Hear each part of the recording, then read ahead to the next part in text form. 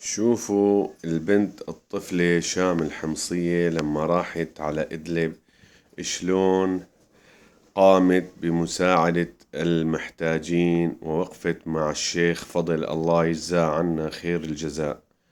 وإن شاء الله إنه هالطفلة بتتقدم للأحسن ومنكون اللي حواليها بيكونوا قدوة إلها. خلونا نشوف الفيديو مع بعض إخواتي.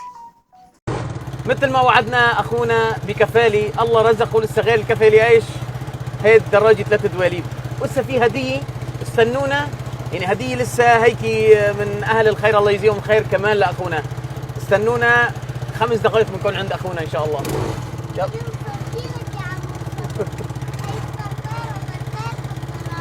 الطراير الطراطير.